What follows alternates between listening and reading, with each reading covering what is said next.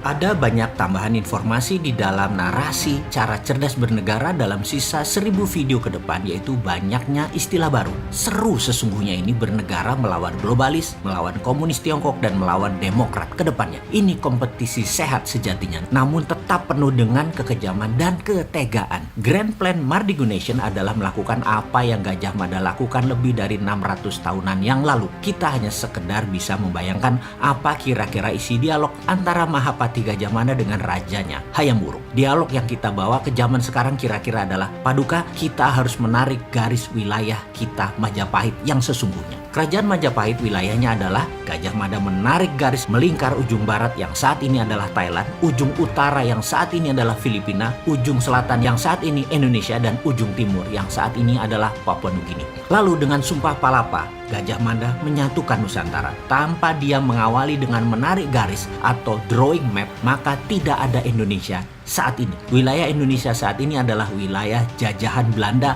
Plek. Kalau kita mengikuti wilayah Majapahit dan Nusantara, sesungguhnya maka selatan Thailand, Malaysia, Singapura, Brunei, Filipina, Papua Nugini adalah wilayah Indonesia saat ini. Jadi di dalam Mardigu Nation, di mana di dalam tahun 2049 nanti, ketika dunia baru tercipta karena perang berkepanjangan antara demokrasi versus komunis, Amerika versus Tiongkok, dan globalis versus nasionalis, maka tatanan dunia baru terbentuk. Mardigu Nation akan membentuk New Santara atau Nusantara baru. Ketika Kra Kanal dipotong, maka negara ASEAN terbelah dua. ASEAN kontinental menyambung sama daratan Asia. ASEAN Archipelago adalah wilayah laut terluas di dunia. Nusantara adalah 5 negara ASEAN Archipelago ditambah negara-negara kepulauan Pasifik Selatan dengan total 22 negara. Jika ditambah Australia dan New Zealand, maka negara kesatuan tersebut yang berbasis konfederasi adalah 24 negara. Itulah redraw map baru atas nama Nusantara. Ini semua hanya rencana di kertas, yang semua dirincikan di novel fiksi futuristik karya Mardigu yang berjudul Negeri Cincin Api. Namun, sebagai narator halunya Bosman tadi adalah pesan yang ditunjukkan ke anak muda yang memiliki new mind adalah semuanya itu mungkin terjadi. Bertahap kita susun rencana untuk sampai ke sana. Kalaupun target bintang kita capai tidak tercapai untuk menjadi Nusantara tersebut, maka setidaknya bulan kena lah. Rencana pertama adalah Indonesia harus menjadi negara berdaulat dalam beberapa bidang yang akan kita dominasi. Yang mana Indonesia harus menjadi price maker. Dalam berdagang ada istilah price taker dan price maker. Price taker bukan kita yang menentukan, namun para pemain besar seperti big boy di dunia currency atau para trader besar di dunia komoditi atau dunia tambang mineral lainnya pada indeks bursa komoditas. Di sisi lain, price maker adalah kita yang menentukan sendiri harga produk kita yang kita buat. Di dalam price taker, Indonesia yang memproduksi minyak saja tidak bisa menentukan harga minyak karena yang menentukan pasar adalah pemain besar bukan dari Indonesia. Seperti Saudi yang menghasilkan 40% minyak dunia, itu pun hanya bisa pasrah oleh pasar dalam tanda petik. Siapa itu pasar? Nanti kita akan bicara di sesi tersendiri. Yang jelas, setiap komoditas, sawit, cengkeh, teh, kopi, semuanya itu ada pemainnya dalam tanda petik yang menentukan harga yang diklaim sebagai atas nama pasar. Jadi orang awam hanya mengatakan pasar, padahal terencana, terdesain, terstruktur, terkendali oleh globalis. Ada baronnya di masing-masing komoditas, ada rajanya,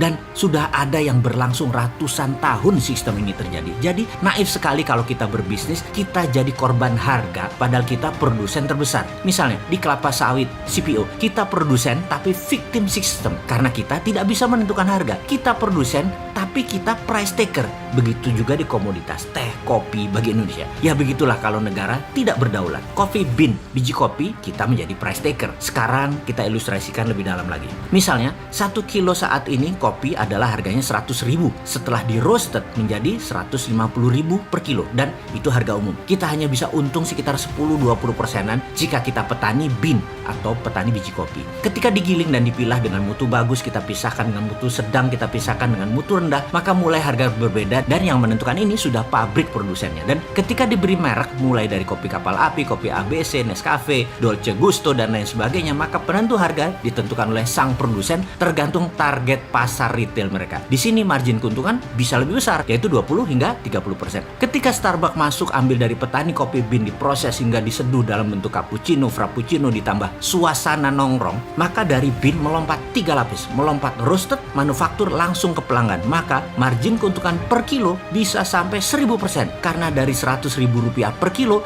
diproses hingga jual 15 gram 50.000. Catatan, harga cappuccino di Starbucks hanya membutuhkan 35 gram kopi kurang lebih, atau 1 kilo bisa buat 30 cup cappuccino. Ini adalah price maker strategi, di mana strategi bisnis tadi menentukan harga premium dari sebuah kopi atau maksimum potensial dari sebuah komoditas kopi. Dalam strategi price yang dilakukan Starbucks, ini adalah contoh tersempurna. Starbucks contoh sempurna dari strategi bisnis midstream, hilir, hingga high end. Starbucks ini sahamnya salah satu darlingnya Wall Street karena sudah naik 5.000% sejak IPO. Sekarang kita bicara lebih dalam lagi tentang pelajaran harga negara kita. Untuk hard commodity, soft commodity, bursa precious metal, kita harus punya bursanya di dalam negeri sendiri yang tidak mengikuti bursa internasional selama mainnya di dalam negeri. Kitalah penentu harga jual dan harga beli berdasarkan pasar penawaran dan pembelian domestik. Jadi harga nikel, tembaga, kalsium karbonat, bauksit, gold, silver, apapun itu selama pembelinya lokal, maka bursanya lokal. Perlu dicatat, mineral Indonesia itu bisa merupakan 50% mineral dunia. Kitalah yang menentukan harga seharusnya. Kitalah price maker